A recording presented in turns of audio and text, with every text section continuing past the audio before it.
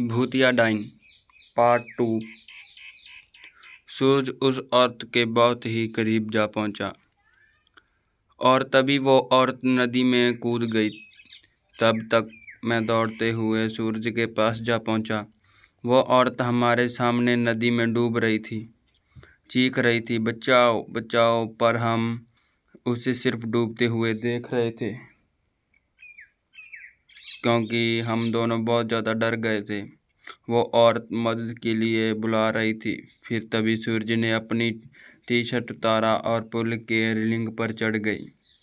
मैंने उसका हाथ पकड़कर उसे रोकने की बहुत कोशिश की, लेकिन वह नहीं माना।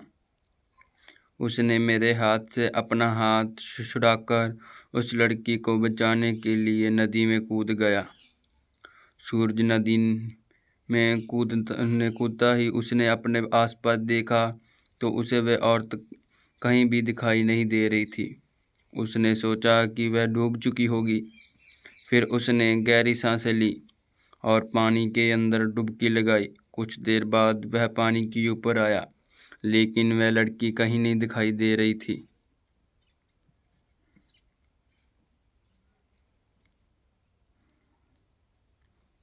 मैंने आंखें बंद कर कर भगवान से प्रार्थना की, लेकिन जब मैंने आंखें खोली तो मेरे बगल में ही पुल की रेलिंग पर वह औरत बैठी थी जो कुछ देर पहले नदी में कूद गई थी। वह किसी जंगली जानवर की तरह पुल की रेलिंग पर बैठी थी और नदी में सूरज की तरफ देख रही थी। मैं मन ही मन सोच रहा था कि तभी मुझे लगा कि ये औरत नहीं बल्कि एक चुड़ैल है। मैं डर के मारे कांपने लगा और जोर जोर से चिल्लाने लगा, सूरज।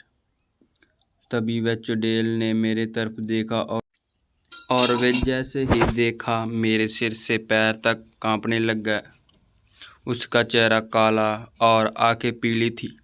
माथे पर बड़ा सा कुमकुम था और नाक में बड़ी थी नत्थी। उसके नुकीले दांत उसके मुंह से बाहर निकले हुए थे और उसके नाखून जंगली जानवर की तरह लंबे और नुकीले थे।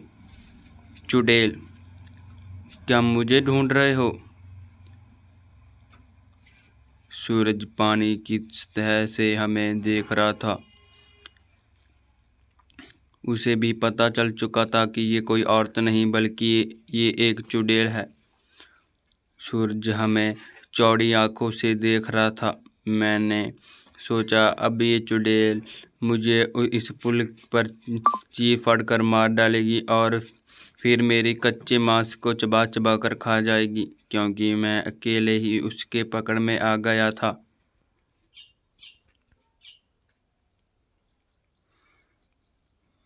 चुड़ैल, डरो मत, मैं तुम्हें नहीं उसे अपने साथ नदी में ले जा रही हूँ। जब मैं ये सुना तो मेरे दिल डर से दहल उठा। मैंने सूरज से चिल्लाते हुए कहा, सूरज, जल्दी से पानी से बाहर निकलो, नहीं तो ये चुड़ैल तुम्हें पानी में ले जाएगी।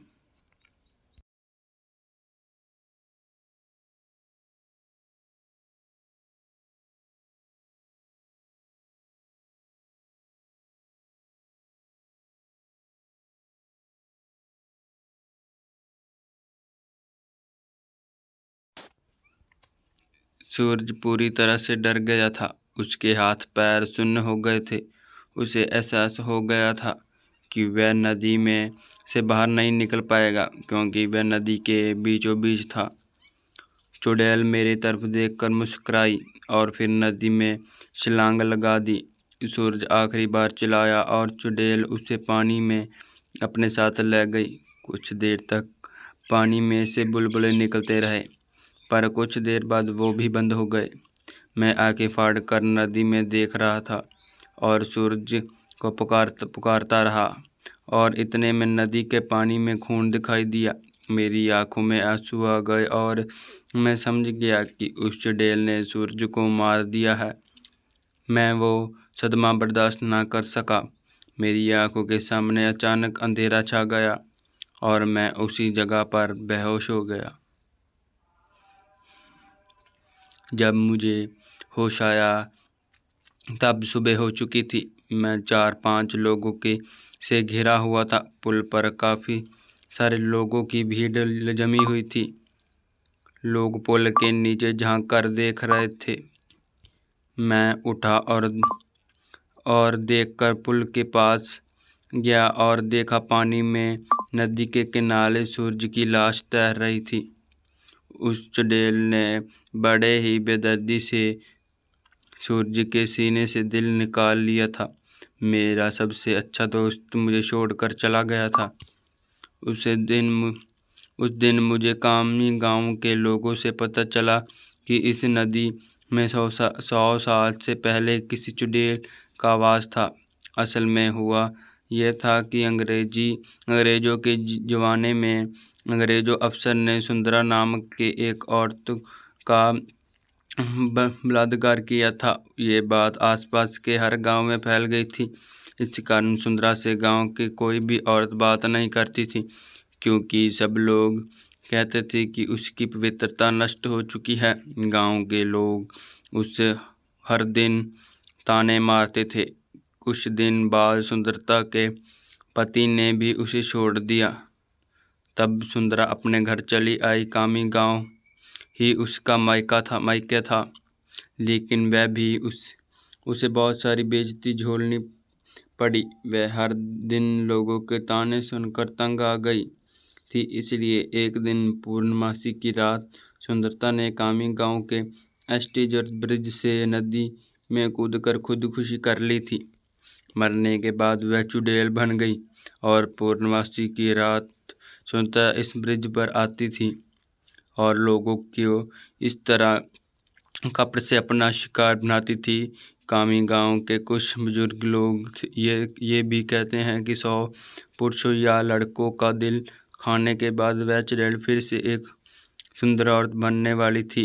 इसलिए वह सिर्फ पुरुषों और लड़कों को अपना शिकार बनाती थी और उनका दिल कच्चा चबा जाती थी। सूरज के मरने के बाद कामी गांव के एस्टीजर ब्रिज पर कभी भी वह चुड़ैल दिखाई नहीं दी। इसलिए कामी गांव के लोग कहते हैं कि मेरा दोस्त सूरज उस चुड़ैल का आखिरी शिकार था और उसके बाद वह फिर से जिंदा और सुंदर स्त्री बन गई और अभी वह किसी आदमी के साथ सामान्य जीवन जी रही होगी। धन्यवाद दोस्तों। कहानी अच्छी लगी और लाइक कमेंट शेयर ज़रूर करना।